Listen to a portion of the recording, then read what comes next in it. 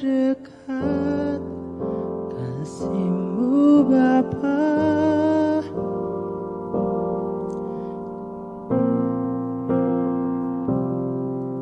terang nerimaku dengan sepenuhnya. Walau dunia melihat rupa, namun Kau memandangku sampai ke kedalaman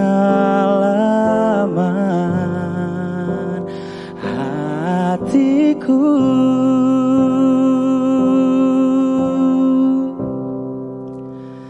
Tuhan, inilah yang ku tahu, Kau mengenal hatiku jauh melebihi semua yang terdekat sekalipun.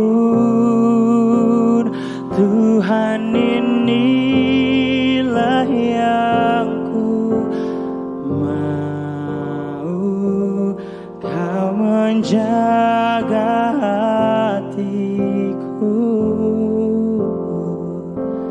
supaya kehidupan memancar senantiasa.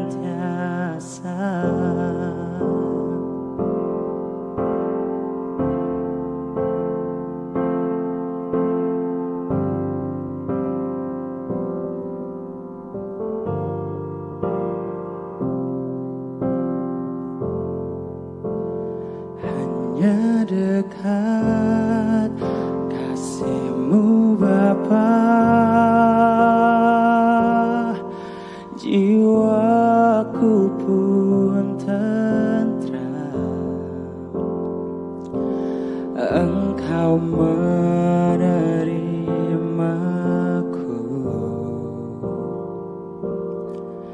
dengan sepenuhnya. Walau dunia melihat rupa, namun Kau memandangku sampai ke kedalaman hatiku.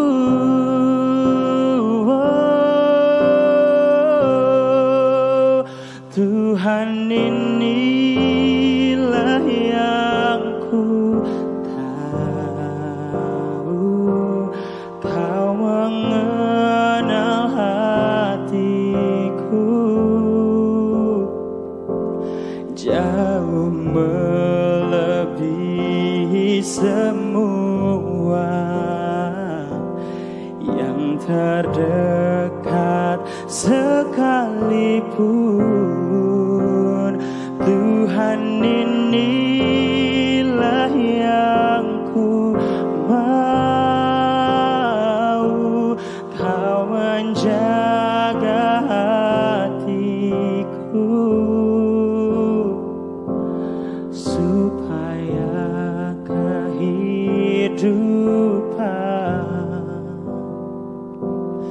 memancar senantiasa,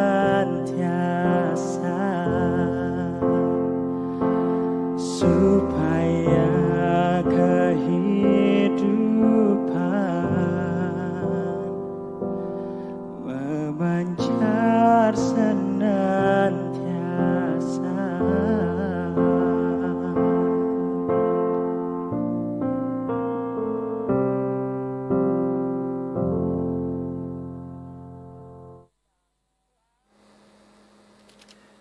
Pemirsa TVRI Bali, media pemersatu bangsa yang berbahagia. Dimanapun saudara berada, kita berjumpa kembali dalam acara siraman rohani mimbar agama Kristen. Pada saat ini kita akan merenungkan satu tema yang sangat penting, yang dirindukan oleh semua orang, yaitu hidup yang diberkati Tuhan. Sebelum kita membaca dan merenungkan firman Tuhan, marilah kita berdoa, minta pimpinan, penyertaan, kuasa yang daripada Tuhan untuk memberkati kita. Biar firman-Nya boleh menggugah, membangun kita semua. Mari kita berdoa. Bapa di surga, kami datang kepadamu pada sore hari ini. Kami rindu Tuhan semua permisa TVRI di Bali dan dimanapun berada. Kami rindu Tuhan kami mendapatkan berkat yang khusus yang Tuhan berikan kepada kami pada sore hari ini. Nyatakanlah anugerah-Mu. Berkati kami yang menerima, yang menyampaikannya, baik yang menerima. Semua alat yang dipakai menjadi sarana untuk kemuliaan nama Tuhan. Kami serahkan pemberitaan Tuhan, pemberitaan firman Tuhan ini di dalam nama Tuhan Yesus Kristus. Amin. Pemirsa yang diberkati Tuhan, sebelum kita melanjutkan akan pemberitaan firman Tuhan, kita akan membaca firman Tuhan dalam Lukas pasal 5 ayat 1 sampai yang ke-9. Demikian firman Tuhan. Pada suatu kali Yesus berdiri di pantai Danau Genesaret. Sedang orang banyak mengurumuni dia, hendak mendengarkan firman Allah. Ia melihat dua perahu di tepi pantai. Nelayan-nelayannya telah turun dan sedang membasuh jalannya.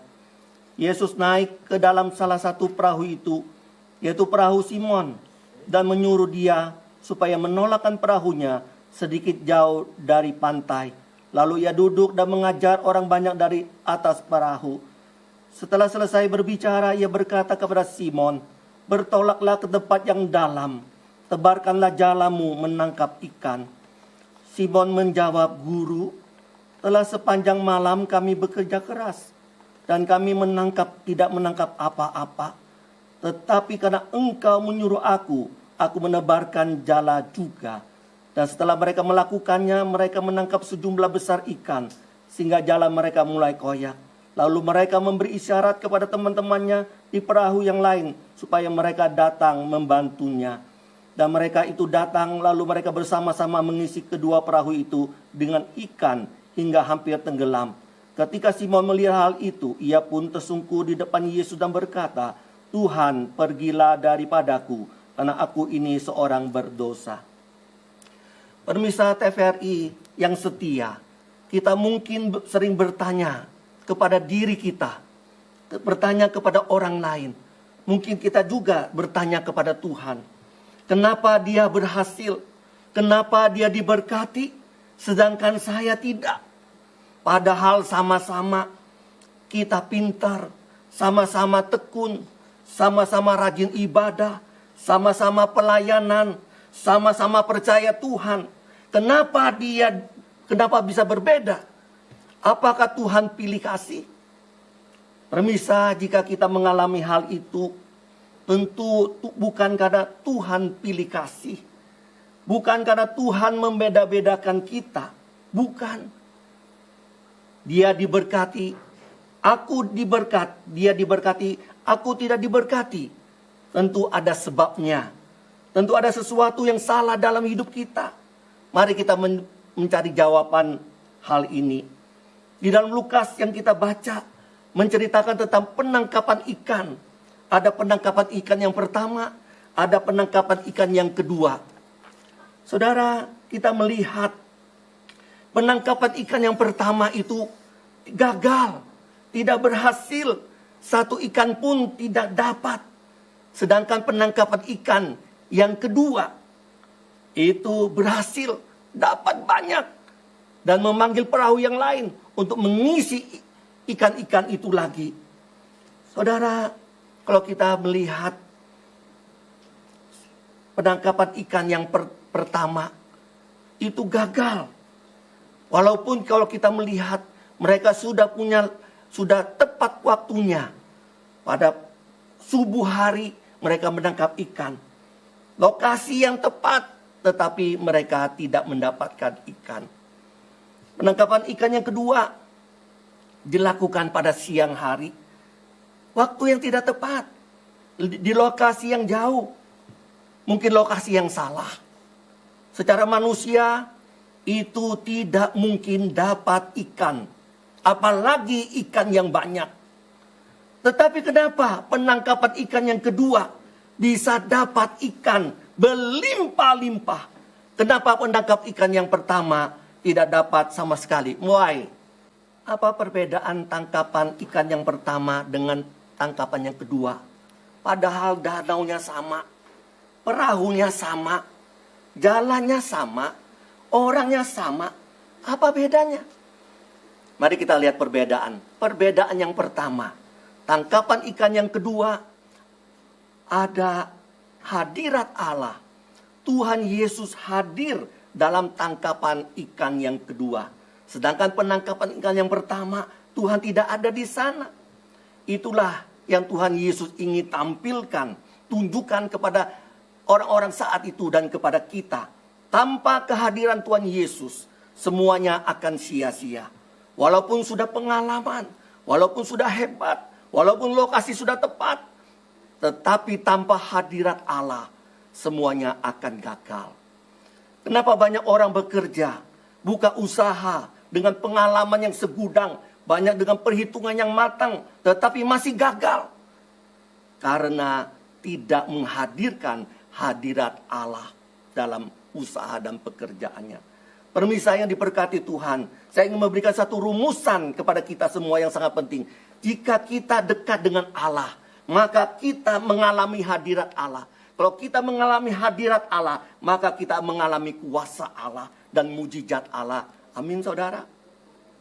Prinsip utama dan terutama keberhasilan hidup kita di dalam perahu hidup kita, yaitu harus ada mengalami hadirat Allah. Dalam pekerjaan, dalam studi, dalam keluarga, dalam pelayanan, maupun dalam usaha. Tidak bisa tidak. Kita dekat dengan Allah, bersekutu dengan Allah, beribadah dengan Allah, membaca firman Allah, melayani, bersyukur kepada Tuhan. Baru bisa mengalami mujizat Tuhan. Dekat dengan Tuhan, mengalami hadirat Allah, baru bisa mengalami mujizat Allah. Kita lihat Rasul Paulus dan Silas di dalam Kisah 16, ketika itu ditangkap, ketika itu dipenjara, ketika itu disiksa, ada dalam penderitaan. Dalam kondisi itu mereka tidak ngomel dan marah dengan Tuhan, tetapi mereka dekat dengan Tuhan. Mereka berdoa kepada Tuhan, mereka memuji Tuhan, mereka menyembah Tuhan. Akhirnya hadirat Allah hadir di dalam penjara itu. Ada gempa bumi, sel-sel itu terbuka, pintu-pintu penjara terbuka. Akhirnya mereka keluar. Permisa, inilah suatu contoh. Orang yang dekat dengan Allah, yang merasakan hadirat Allah, akan mengalami mujizat Tuhan. Oleh sebab itu, permisa, jangan jauh-jauh dari Tuhan. Jauh dari Tuhan, jauh dari berkat dan mujizat Tuhan. Itu perbedaan yang pertama. Perbedaan yang kedua, tangkapan ikan yang pertama dan kedua, yaitu melakukan arahan daripada Tuhan Yesus Kristus. Tangkapan pertama tidak ada arahan dari Tuhan Yesus, hanya berdasarkan arahan, pengalaman, insting mereka. Tetapi tangkapan kedua mendapat petunjuk dari Tuhan Yesus. Kemana harus menjala, kapan harus menjala, bagaimana harus menjala. Pertama-tama Tuhan Yesus berkata kepada Simon,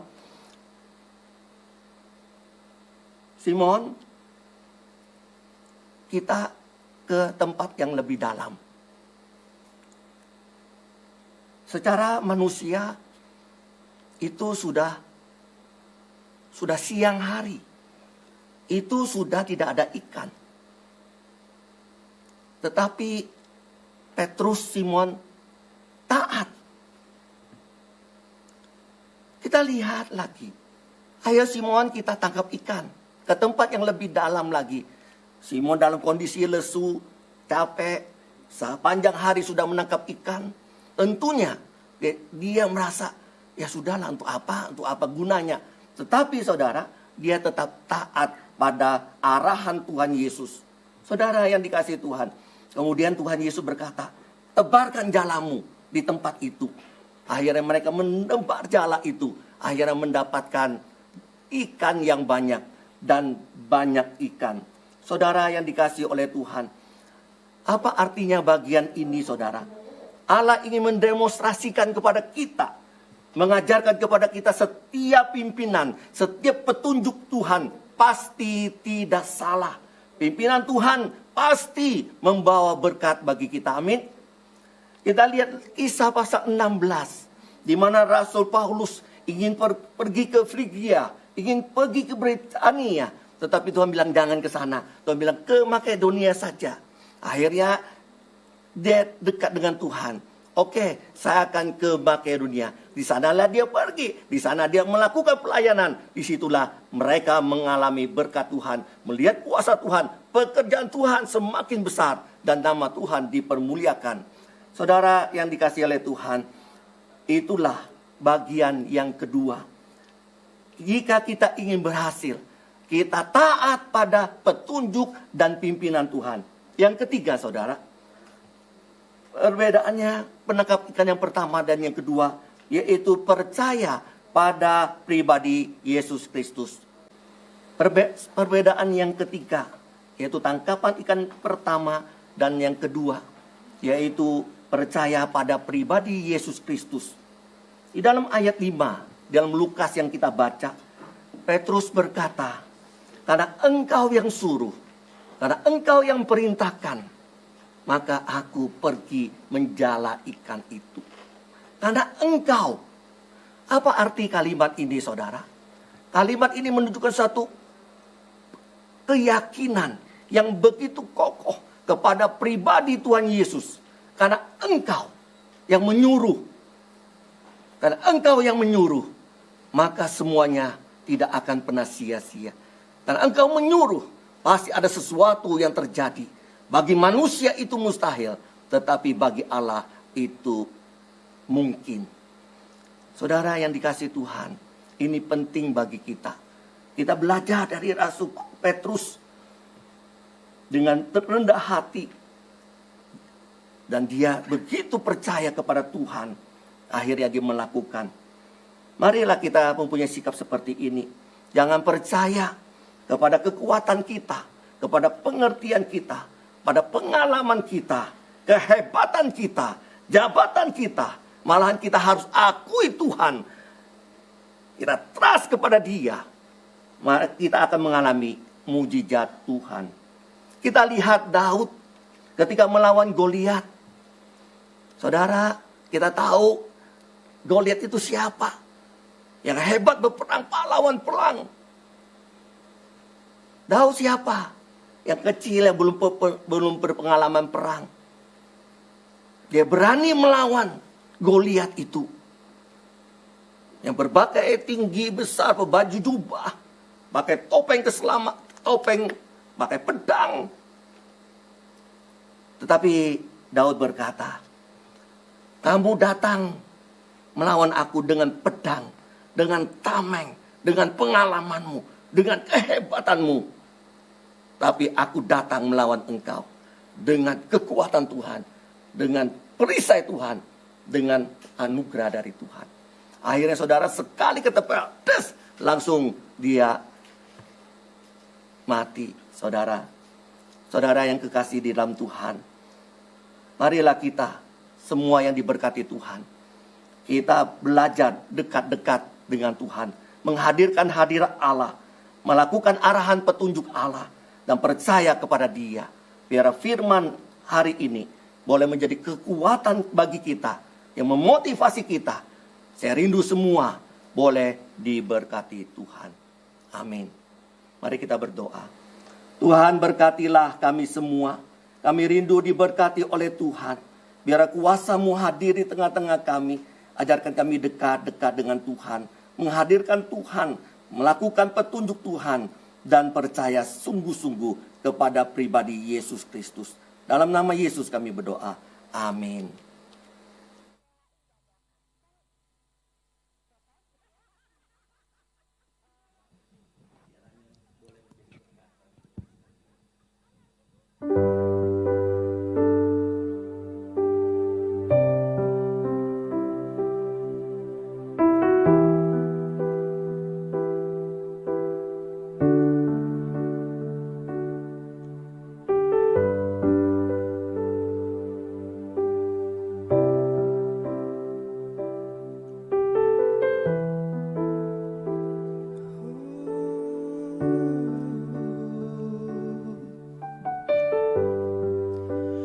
Dekat padamu itu rinduku.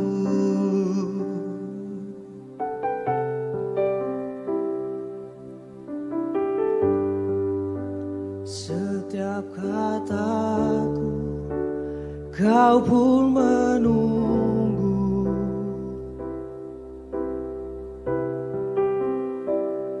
Tak kusangka ku temukan satu kasih yang abadi.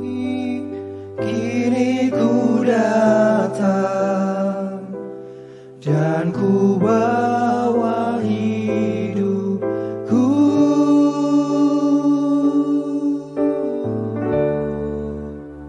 Memandang wajahmu, mengikuti kebaikanmu, mengejar hadirmu dalam hidupku.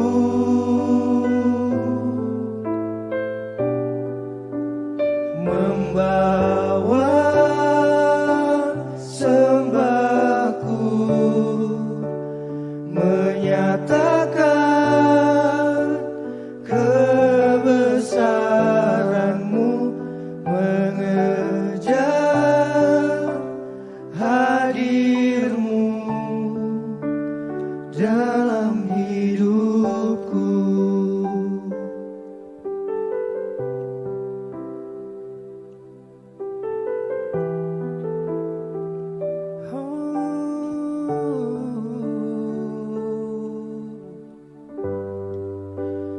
Dekat padamu itu rinduku.